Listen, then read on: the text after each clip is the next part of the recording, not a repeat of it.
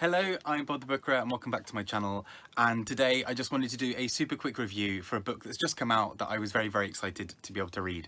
I had an advanced copy of this via NetGalley, which I'm very grateful for, because otherwise when would I have bought this or tried looking at this in the middle of Booker season? This is The Island of Missing Trees by Elif Shafak. Now, she was shortlisted for her last book for the Booker Prize, which was 10 minutes and 38 seconds in this strange world. I adored that book. I just thought it was such a beautiful, sumptuous tale, and that book focused on the murder of a sex worker, and in sort of and kind of the rest of the kind of cast of characters, essentially, as they tried to not only work out what had happened, but we also heard from the murdered sex worker herself, the 10 minutes and 38 seconds referring to the last moments of the human brain. So apparently when someone dies, the last 10 minutes and 38 seconds roughly is sort of the brain still being still functioning, but while the rest of the body isn't. And so she told a really beautiful tale through that. One of my favourite books of 2019. I just thought it's an absolutely gorgeous book. So I was really excited by The Island of Missing Trees, and I mostly really enjoyed this book. So the whole premise of this book, and beware, there will be slight spoilers. I'll try and keep it as light as possible on those. But essentially, this book tells the tale of a father and daughter, mostly. So Costas, the father, and his daughter Ada, and she is named after the Greek word for island. And so we kind of, from the beginning, kind of get this setup of, you know, what is this island? And we learn that this island that is mostly being spoken about is Cyprus. There are a few other sort of islands sort of thrown into the mix, but predominantly this is about Cyprus. And the political situation in Cyprus, I'm no expert, but essentially Cyprus sort of, after many years sort of with not only colonialization, a few other things sort of historically, because of where it is geographically, it's sort of been near quite a few big powers who have always sort of wanted to have some kind of influence. And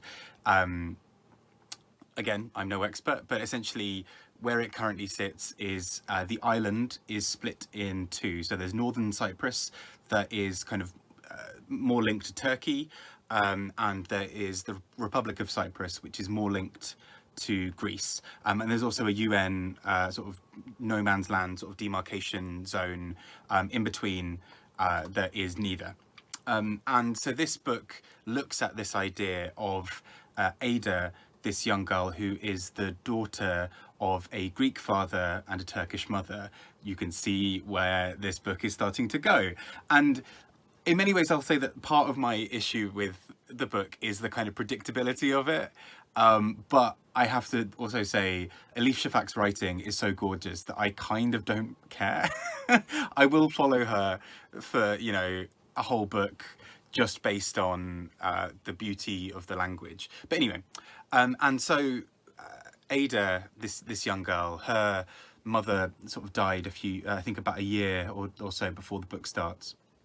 And we learned that kind of Ada is really sort of struggling to still sort of process aspects of it.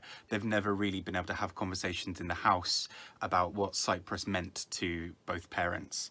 You know, there was this sort of love, kind of this sort of detailed sort of love story between the mother and father, but obviously it was made complicated by family disagreements because of not only the kind of national picture of sort of Turkey versus Greece, but also what that means in terms of religion, sort of Turkey being sort of more Muslim, Greece being more sort of Orthodox Christian, and what that means for kind of their child, and what it means for the two families who are sort of at war with each other in this sense.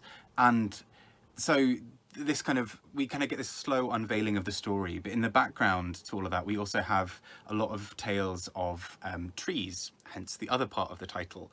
And the trees, well, the main sort of tree that we learn about a lot at the heart of this book is a fig tree. And we eventually learn Again, this isn't particularly much of a spoiler because I think not only is it sort of made quite obvious fairly early on, but also I think it doesn't take too long in the book for this to come up. But the fig tree that's growing was sort of taken from a kind of a cutting from a tree back in Cyprus.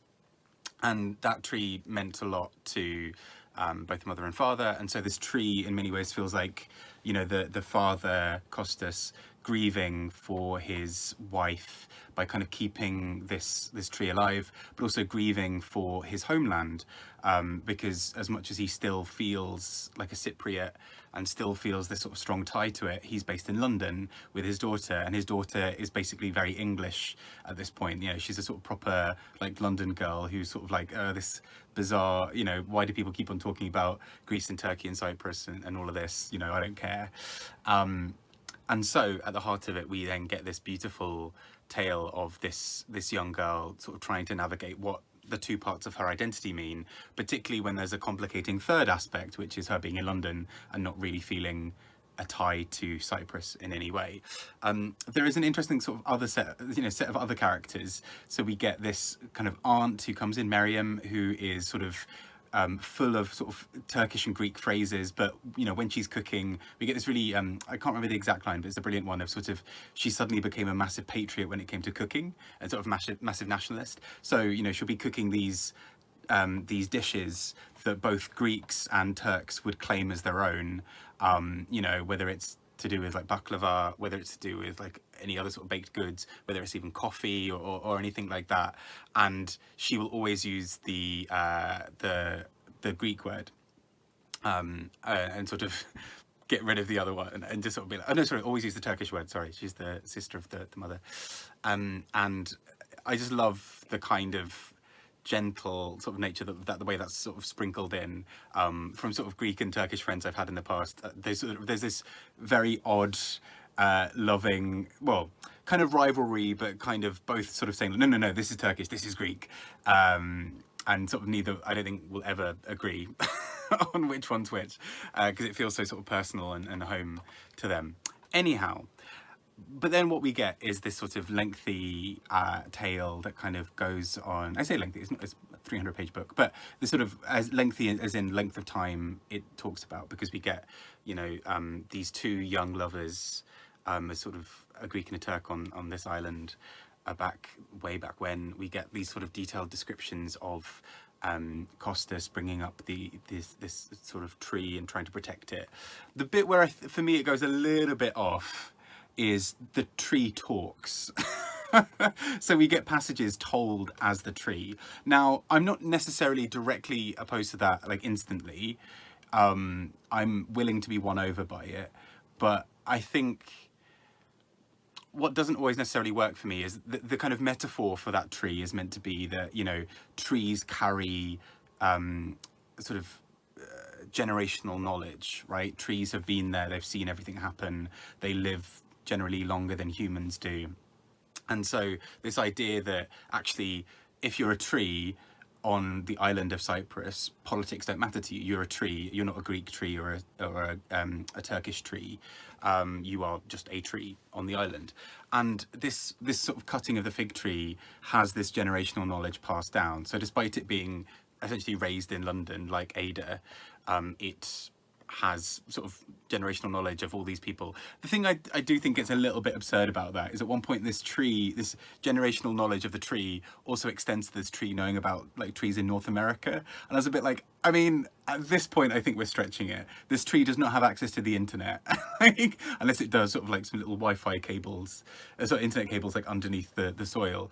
But that for me felt a little bit far-fetched. But that said, I was sort of willing to kind of go with it because those passages weren't particularly long and they normally added something else to the story. You know, we kind of almost had a third or fourth perspective of relationships. There's also a wonderful gay couple in this book that is just dealt with so beautifully. They're just sort of this lovely gay couple who, again, without spoiling much, you just sort of just really root for. Again, one is Greek, one is Turkish. This theme comes up quite a lot. And so we get this really strong sense of kind of the kind of relations in this book. I think this is partly where for me my main issue with the book was, because it was a little bit sort of predictable and a little bit cliched in some ways for me, because it did feel a little bit like these two different groups, however, will they see eye to eye? Oh, sometimes they see eye to eye with food. Oh, but trees, it was all a bit kind of a very kind of let's hold hands and sing along, which, not necessarily the worst thing in the world, but like it did feel a little bit like that message was quite heavy-handed in parts of the book, sort of like, and they're going to get along and they're going to be united like the roots of a tree. And it's like, okay, okay, Shafak, I think we're going there again. And some of those sort of metaphors and sort of images as a result did feel a little bit laboured, I will say. However, all of that aside, her writing style is so sumptuous and pretty. I didn't really care. I was willing to follow Elif Shafak there, because she will describe the scent of a room, or the sort of scent of a fig kind of landing on the ground and slowly sort of bursting and being overripe. She'll describe the kind of something very tactile. She's a very sensuous writer, and it's something that I absolutely adored about 10 minutes, 38 seconds in this strange world. And something that I really enjoyed about The Island of Missing Trees is her attention to detail in language, and everything is so sort of romantic and beautiful and sensual. And it's really charming. So even though the overall story I found a little bit predictable at times. There's a whole kind of thing at the beginning, because Ada likes this guy, but then but then she embarrasses herself in school. But then at the end, maybe they're going to come together. It's a bit like, I was a bit like, come on now. Yeah, but that said, this book is lovely. So if you enjoyed 10 minutes, or if you enjoyed any of her other books, which I need to check out, I've heard a few of them are really, really good, then I think you'll probably enjoy this, because it is much of the same of Elif Shafak having that really impressive ability to, her love for nation, or love for place and belonging rather, and for memory, is so strong that you kind of just get caught up with it. She's so in love with place, and her characters feel like they have homes, and that's something that I found really charming and adorable about this book. So I gave this a sort of a good solid 4 out of 5, 4 stars out of 5, and I still think I'm probably going to be thinking about this book a bit more, with more to come in this year. I think I'll still be reflecting on it. I think it's a really beautifully done book. A little bit paint by numbers in places for me, but when the paint quality is this good, I don't know where I'm going with this metaphor, then who cares? But what did you think, if you've had a chance to check it out? What other Elif Shafak books would you recommend? Take care, and speak to you all soon. Bye bye.